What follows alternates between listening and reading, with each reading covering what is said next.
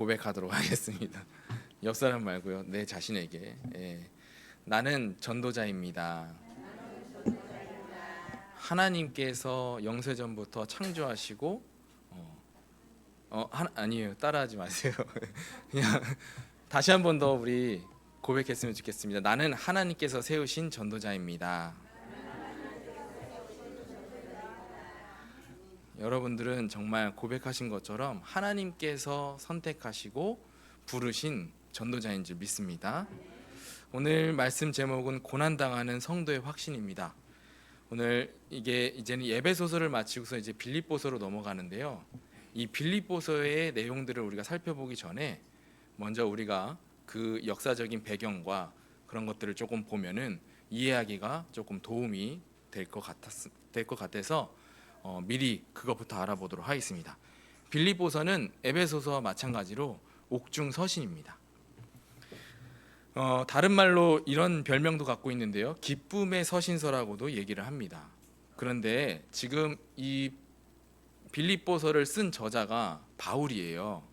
바울인데 바울이 지금 옥중에서 편지를 쓴 것이잖아요. 근데 이 빌립보서가 별명이 기쁨의 서신서예요. 근데 전혀 상황이랑 맞지 않게 기쁨의 서신서라고 불려지고 있습니다. 왜 그러냐면은 가장 기쁨이라는 단어가 많이 쓰여진 성경이라고 이야기를 하고 있습니다. 근데 참 바울은 그러한 상황이 아니었잖아요. 그런 상황에 써진 편지라고 우리가 볼 수가 있습니다. 그러면 빌립보서는 누구에게 쓰여졌냐? 바울이 빌립보 교회에 보낸 편지인 겁니다. 그럼 빌립보 교회는 무슨 교회냐? 사도행전 16장에 루디아의 중심으로 세워진 교회예요. 다시 말해서 이제 교회가 건물을 이렇게 이제 성전 건축을 한 게 아니라요. 루디아의 집에 이제 바울이 어떤 상황이었냐면은 아시아로 이제 전도 여행을 떠나려고 하다가 이제는 환상을 통해 갖고 하나님께서 막으셨어요. 그래서 마게도냐로 이렇게 지금 방향을 튼 상황입니다.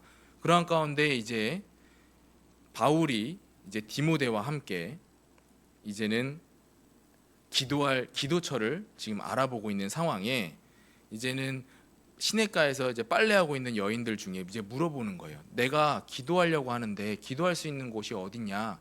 이런 물어보는 가운데에 루디아가 반응을 보인 겁니다. 그래서 루디아 중심으로 그 계기로 해서 루디아 중심으로 빌립보 지역에 이제 교회가 세워지는 것입니다. 그게 빌립보 교회예요. 근데 참 신기하죠. 바울이 전도를 향한 마음을 품고선 전도 여행을 하는 도중에 직접적으로 보면은 우리가 상황을 보면은 전도를 하지 않았어요. 그렇죠? 그냥 기도처가 어딨냐고 물어봤을 뿐인데 거기에 반응을 보인 사람이 루디아였고 참 신기하죠. 그냥 나 기도처가 어딘지 좀 알려줘 했는데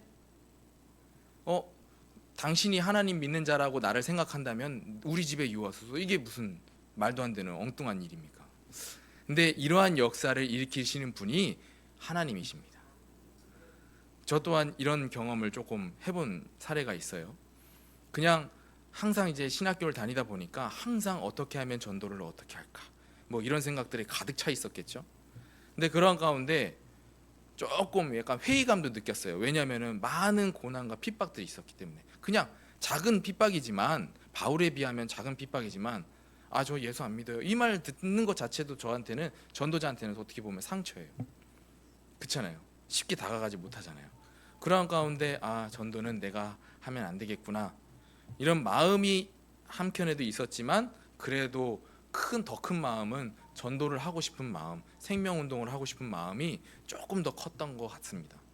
그러한 가운데 이제 연무동에 그때 이제 얼떨결에 연무동에 갔어요. 제가 자세히 기억은 안 나는데 연무동에 갔는데 연무동에 화장실이 급해갖고 공원에 차를 세워놓고 이제 공원 이제 화장실로 달려가고 있는 상황에 이제 시원하게 내려왔죠. 이제 볼일을 보고 내려오는 상황에 어떤 엄마가 아이 이제 네발 자전거를 이제는 그 공원에 들어가려고 이제 엉덕을 이렇게 올려주는 장면이 있는데 참 못 올리더라고요. 힘이 없어서 그런지. 그래서 좀 도와줬어요. 도와주다 보니까 딱 어디서 본 이제 모습이 약간 익숙한 외국인이었어요. 그래서 필리핀 사람이구나. 혹시 그래서 물어봤거든요. 필리핀 사람이냐고. 맞대요. 그래서 뭐 복음 전하지 않았어요. 따로 복음 전하지 않았어요. 혹시 너 한국에 온 지 얼마나 됐어요? 1년 됐대요. 그럼 친구가 많이 없겠네. 그래서 제가 친구를 소개시켜 준 게 그때 당시에 이제 신학교를 같이 이제 차를 같이 타고 다니던 이제 선교사님을 소개시켜 준 거예요. 근데 그 친구가 이제 선교사님을 만나고 이제 그 교회 안에서 여러 가지 이제 뭐 복음으로 이제 훈련도 받으면서 이제는 오랜 시간이 지나서 가끔 가다가 이제 보게 됐어요. 언제 보았냐면 우리 이제 문화축제, 수원로의 문화축제 때, 그때 이제 외국인들 단체로 나와갖고 찬양 불렀던 그런 시간에 그 친구가 서 있는 거예요. 오랫동안 지금까지도 신앙생활을 계속 하고 있구나. 근데 얼마 전에 들었는데 이제 그 친구가 이제 잘 훈련 받아서 이제 집사 안수까지 받는 그러한 내용들을 좀 들었습니다. 저는 그때 당시에 제가 뭐 복음을 따로 전한 것도 아니에요. 그냥 도와줬고 친구를 소개시켜 준 거고. 근데 뭐가 있냐면 하나, 전도를 향한 마음을 품고 있었다는 그것이 열매를 맺지 않았나, 저는 이렇게 확신을 하고 있습니다. 그래서 하나님께서도 여러분들에게 이러한 전도문이 열려 주실 것을 믿습니다. 그래서 항상 하나님이 원하시는 자리에 찾아서 우리 있는 거기 하나님이 원하시는 그 자리에 있는 우리 성도님들이 되시기를 바랍니다. 이 빌립보서의 기록의 목적은 여러 가지가 있어요. 바울이 처음으로 전도 여행을 하다가 세운 교회가 빌립보 교회예요. 그만큼 애착이 굉장히 많겠죠. 그렇기 때문에 그 애착으로 인해서 이제 편지를 썼다, 이런 내용도 우리가 볼 수 있고요. 또 바울과 이제 빌립보 교회 이제 사이에서 이제 편지와 여러 가지 이제 전도 여행을 위한 이제 후원금을 전달해주는 그런 이제 사자가 있었어요. 그때 당시 이제 빌립보서 이제 2장이 나올 텐데요. 에바브로디도라는 사람인데, 이 사람이 후원금을 로마의 감옥에 갇혀 있는 이제 바울에게 전달을 하고 나서 이제 갑자기 이제 죽을 병에 걸린 거예요. 그러다 보니까 이제 그 사실을 이제 빌립보 교회에서 듣고선 이제 굉장히 근심하고 있는 상황이기 때문에 그것을 전달하기 위해서, 또 계속해서 처음부터 복음을 이제 깨닫고 나서 세워지고 나서부터 이제는 계속해서 바울의 전도 여행에 후원금을 계속 지원하고 있었기 때문에 바울 또한 이제 감사하는 마음이 컸을 거예요. 그렇기 때문에 이제 감사를 이제 표현하기 위해서 이런 편지가 써졌다고 우리가 볼 수가 있습니다. 또한 그냥 그러한 이제 감사 내용만 있는 것이 아니라, 또 에바브로디도의 그 상황만 설명한 것이 아니라 그 안에 여러 가지 이제 유대주의자들이 이제 계속해서 빌립보 교회를 이제 잘못된 복음으로 계속 이렇게 속이는 그러한 것들을 주의하라는 것의 내용도 이렇게 좀 담겨져 있었고요. 그러니까 이러한 것들이 이제 기록된 목적이라고 우리가 볼 수가 있는 것입니다. 또한 이제 배경을 또 다시 보자면 빌립보 마게도냐 지역은 로마의 식민지였어요. 식민지 지역이었어요. 그래서 로마의 퇴역한 군인들이 이제 많이 살고 있었던 지역이기 때문에 애국심이 각별한 지역이었습니다. 그래서 이제 바울이 예수님이 이 땅에 진짜 왕이다라는 것을 선포할 때에 이제 많은 이제 반대에 부딪힐 수밖에 없는 그러한 지역이 되겠습니다. 그리고 심지어 이제 남아 있던 이제 빌립보 교회의 이제 교인들은 박해도 받기도 했었습니다. 그러나 이제 빌립보 교인들은 오히려 기쁨의 공동체가 되었다고 이 성경 속에서는 말을 하고 있습니다. 마찬가지로 우리가 전도자의 삶에는 고난과 박해와 핍박이 있을 수 있습니다. 그러나 그것이 복음의 진보라 확신을 가지시고 더더욱 우리가 세계복음화를 위한 삶 속으로 들어가는 기쁨이 가득한 성도님들과 은혜로운 교회가 되었으면 좋겠습니다. 자, 본론입니다. 1번은 하나님의 시작이라고 이야기가 되어 있는데요. 이거는 뭐냐면 하나님이 계획하신 시작이라고 볼 수가 있는 것입니다. 그러니까 첫날부터 이제까지 복음을 위한 일이라고 되어 있는데, 이 말은 전도자를 만난 그 순간부터 모든 것이 복음을 위한 일이었음을 말하고 있는 것입니다. 그러니까 전도를 위한 기도, 또한 전도자를 돕는 일, 전도자와 선교를 위한 헌금, 또 전도자의 심부름에 책임을 다하는 것, 또 전도자의 마음을 편하게 하는 것, 또 온전히 말씀과 기도에 전무할 수 있도록 돕는 일을, 그런 것들이 이제 복음을 위한 일이라고 우리가 볼 수가 있는 것입니다. 얼마 전에 이제 전교인 수련회 가면서 저는 그 포럼 시간이 굉장히 귀했어요. 그러니까 장로님들도 같이 포럼할 수 있는 시간이었고, 또 여러 가지 계층이 많이 이제 섞여서 이렇게 포럼할 수 있는. 근데 그 가운데 이제黄말순 장로님이 어떠한 포럼을 해주셨냐면, 우리 저기 이정순 장로님이랑 뭐 김영분 장로님이랑 윤석희 장로님이랑 뭐 그분 말고 이제 여러 이제 장로님들께서 이제 포럼을 하시다가, 우리가 진짜 마음을 다하고 뜻을 다해서 전도사님을 앞으로 도와야겠다. 그러니까 기도로 도와야겠다. 이런 포럼을 해주시더라고요. 저는 그때 좀 많이 이제 감사했어요. 많이 힘이 됐고, 여러 가지로 굉장히 영적으로 힘을 얻는 그런 시간이었습니다. 또 어떤 분들은 또 이런 이야기를 하세요. 바빠서 지금까지 내가 해야 될 일을 못했는데 그걸 전도사님께서 하셨다. 근데 전도사님은 아무런 소리도 안 하고 하시더라. 근데 이제는 내가 좀 일이 한가해졌으니까 이제는 내가 정말 그 일을 책임감 가지고 이제 앞으로 할 것이다. 그래서 전도사님은, 목사님하고 전도사님은 이제 앞으로 말씀에 전무하는 그러한 일에 힘쓸 수 있도록 내가 도와야겠다. 근데 그 말만 들었을 때 굉장히 영적으로 힘을 얻는 그런 것을 볼 수가 있습니다.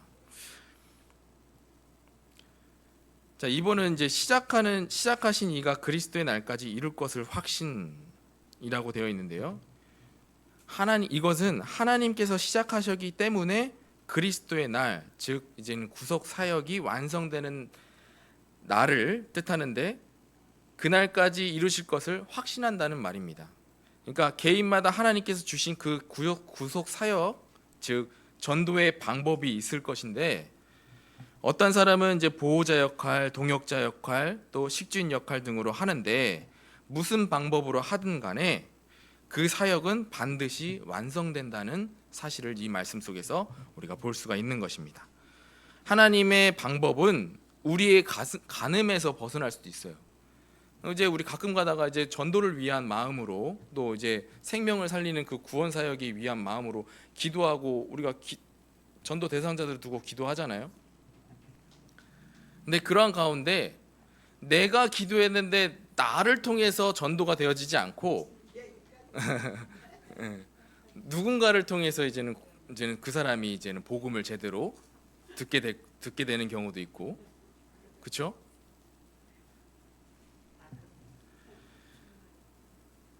네. 어디까지 했지?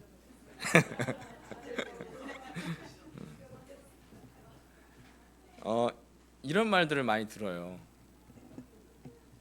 새 가족들이랑 이제 같이 이야기를 하다 보면은, 원래는 나에게 먼저 복음을 제시했고, 또 나를 위해서 먼저 기도해 주시는 분이 계셨고, 근데 그분이랑 이제 그분을 통해서 나에게 계속 복음을 하나님께서 들려주셨는데, 그때는 내가 완강히 거부를 했었다. 그런데 어느 날 문제와 사건들을 통해 갖고 또 이렇게 뭐 헤매다가 전도사님을 만나게 됐고, 또 목사님을 만나게 됐는데, 그때 들려지지 않았던 복음이 이제야 들려지더라. 이런 경우도 있어요. 그러니까 내가 그 사람을 두고선, 대상자를 두고선 계속 기도했는데 나를 통해서 이루어지지 않아도 사실상은 근본 이제 원하는 것은 그 사람이 구원받기를 원하는 거잖아요. 하나님께 돌아오기를 원하는 거였잖아요. 그게 남을 통해서도 이루어진다, 이 말씀을 제가 드리고 싶은 것입니다. 그러니까 한마디로 하나님께서 그 약속하신, 계획하신 그 구속 사역은 언젠가는 반드시 이루어진다는 것을 말씀드리고 싶은 겁니다. 이제는 지극히 선한 것을 분별하라고 여기 나와 있는데요. 지극히 선한 것은 성령의 열매를 말하는 것입니다. 그러니까 그리스도의 사랑이 풍성해지기를 원하는데 지식과 총명이 더하여져서 풍성해지기를 간구한다는 말입니다. 그러니까 지극히 선한 것을 구별하려면 기준이 있어야 되잖아요. 그 기준이 하나님의 말씀이어야 된다는 사실입니다. 또 사람 앞에서 서는 것이 아니라 하나님 앞에서 분별하고 그리스도의 날, 예수 그리스도가 다시 오는 그날까지 말을 하는 것입니다. 그래서 우리가 이제는 사람 앞에 서는 것이 아니라, 사람 앞에 칭찬받고 원하는 것이 아니라 내가 하나님 앞에 서서 올바른 것을 구별할 줄 있어야 된다는 사실입니다. 그러려면 우리의 기준이 뭐냐면 제일 중요한 것은 이거예요. 하나님의 말씀이 기준이 돼야 돼요. 사람의 말에 그런 기준이 왔다 갔다 내가 흔들리는 것이 아니라요, 하나님 말씀이 기준이 된다면 내가 흔들릴 수가 없는 것입니다. 왜냐? 하나님의 말씀은 바뀌지 않기 때문에. 영세전부터 세상 끝날까지 영원토록 그 말씀은 동일하기 때문입니다. 우리가 이번 하나님의 계획, 빌립보서 1장 12절부터 18절까지 우리가 같이 함께 읽어보도록 하겠습니다. 같이 읽도록 하겠습니다. 형제들아, 내가 당한 일이 도리어 복음 전파의 진전이 된 줄을 너희가 알기를 원하노라.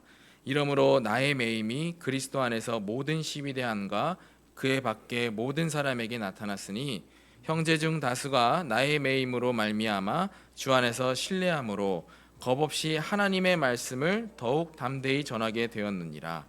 어떤 이들은 투기와 분쟁으로, 어떤 이들은 착한 뜻으로 그리스도를 전파하니 이들은 내가 복음을 변증하기 위하여 세우심을 받은 줄 알고 사랑으로 하나 그들은 나의 매임에 괴로움을 더하게 할 줄로 생각하여 순수하지 못하게 다툼으로 그리스도를 전파하느니라.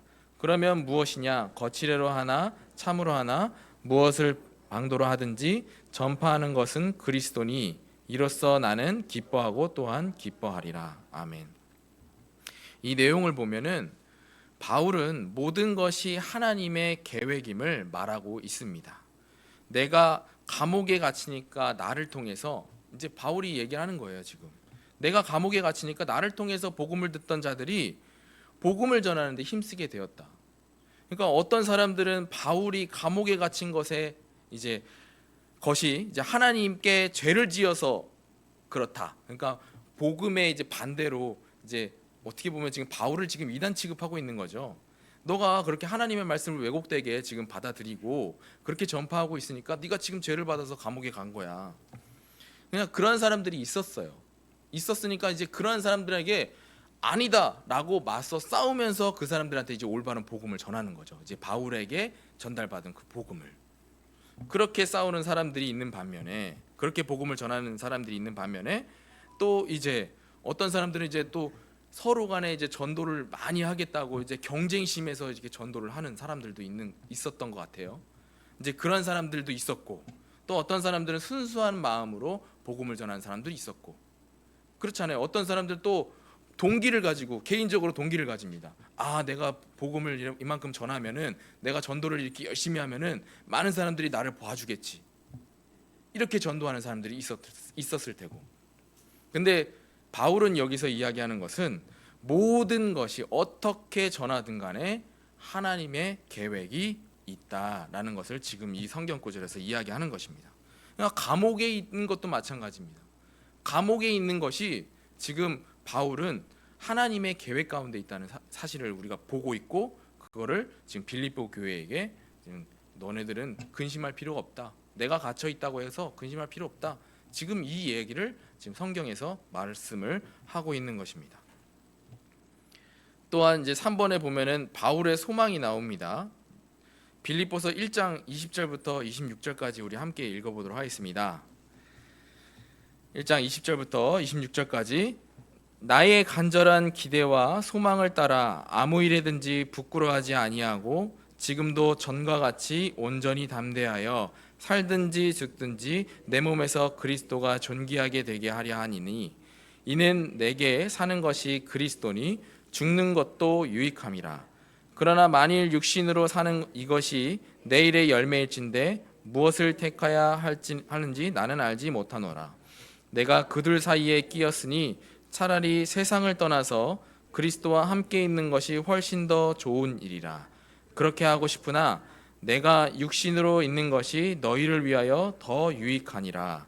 내가 살든가 너희 믿음과 진보와 기쁨을 위하여 너희 무리와 함께 거할 이것을 확실히 아노니 내가 다시 너희와 같이 있으므로 그리스도 예수 안에서 너희 자랑이 나로 말미암아 풍성하게 하려 함이라. 아멘.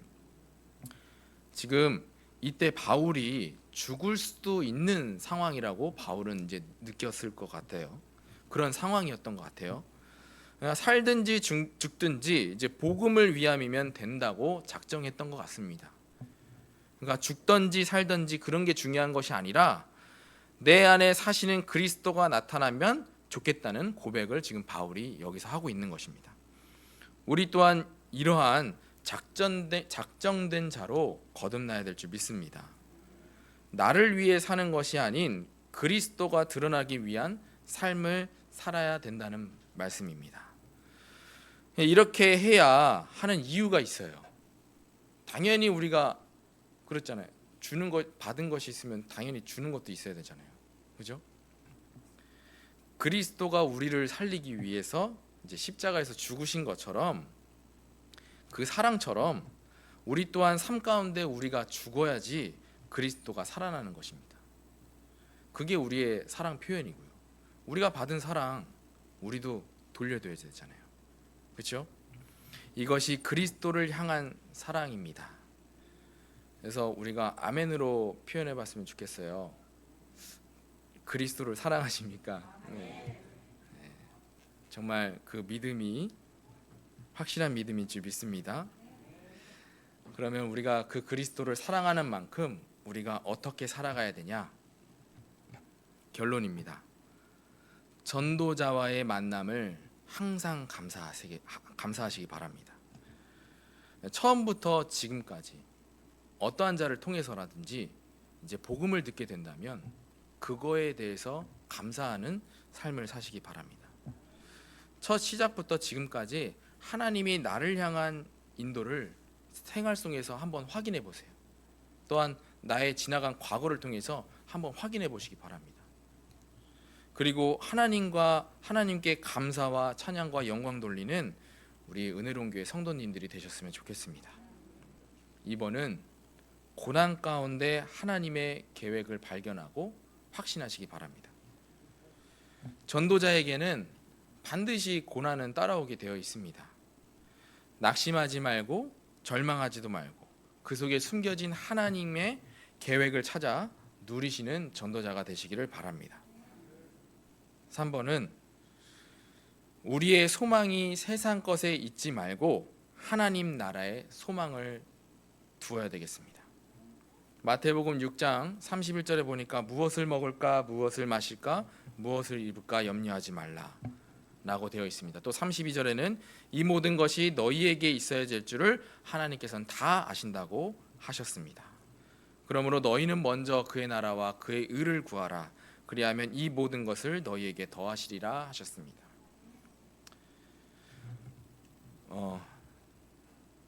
우리 함께 다시 한 번 더 내 자신에게 인사했으면 좋겠습니다.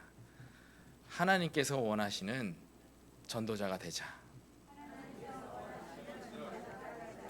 정말 참된 전도자의 삶을 여러분들이 사셨으면 좋겠습니다.